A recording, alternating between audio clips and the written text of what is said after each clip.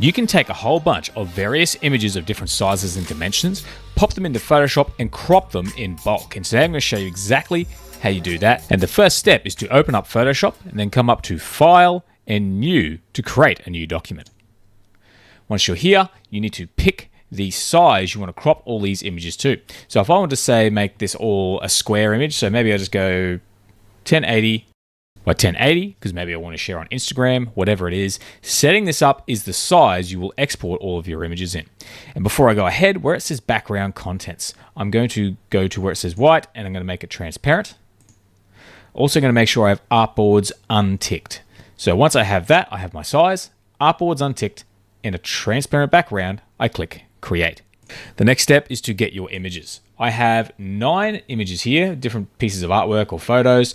So it can be more than this, but for the sake of demonstrating in this video, so you're not sitting here forever, I've only got 9. I'm going to click these. And one important thing, I want to make sure I'm zoomed out so I can see the entire canvas. And that way it won't sort of pop up in the middle of the page and I can see what I'm doing. So once I have that zoomed out, I can just drag these images in. And the first image will appear here. And all I need to do is position it using the corners and the bounding box tool. So grabbing here, I can hold down shift if I want to change the aspect ratio, or I can keep it as it is.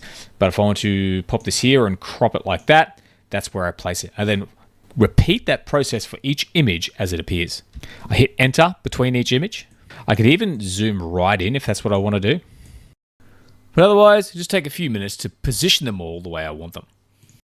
And now I have all my images here. Keep in mind, if you don't fill the whole page, you can actually still crop a little bit in, or you can actually fill the document with a background color. Probably not really what you're after, but I just wanted to mention that if I take, say, this image of the clouds here, this final image, I'm going to go to Control-T for free transform, and I'm actually going to just pop it like this, where we have some space top and bottom to show you what happens. So once I have all that done, I come over to my layers panel over here, and I can see all my layers. I'm going to click on the bottom layer and move up to the top, holding down shift, and click on that to select all of the layers. And all I need to do now is come up to this little hamburger menu here with the horizontal lines. Once I click on that, I come down to export as, and we get this screen here. Now you notice that this image isn't fully cropped. The others are all, so this is 1080 by 868. The others are all 1080 by 1080. So this one here is actually a little bit thinner, 1078, because I haven't actually reached the full width. I was a little bit quick with that one. But you can see here how, if I go from image to image, they're all square, except for the ones that didn't fill the full box. So what I can do, if I want to make them all one-to-one and just add some background color, is I can select them all, so hit select all up here. And where it says canvas size, I can just type in 1080 by 1080. Keeping in mind you don't have to do this.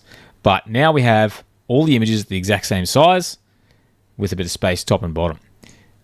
Now, before I go ahead, I've noticed this one here is still 1078. So I can actually 1080 by 1080 again. So you may need to go through if you're actually adding the canvas size and apply that to each one individually, but otherwise we're all set to go at 1080 by 1080 for all of these images. Come over to the right and you can choose between PNG or JPEG. So if you want to, say, take this cloud image and have a transparent background, you can choose PNG. I'm going to go with JPEG. You can adjust the quality. We have the canvas size at 1080 by 1080. About the only thing you can't do is set up the background color, unless, of course, you simply want to open it up later and fill that color in. But essentially, I have all these images here, set up at this size. I come down and I hit export.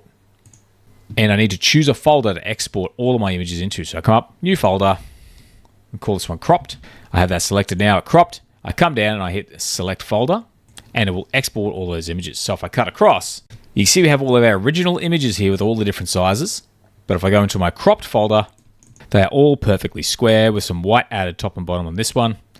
But that is a nice nifty little hack for cropping a whole bunch of images all at once, and saves you a ton of time because you can just import them, position them, and export as you go.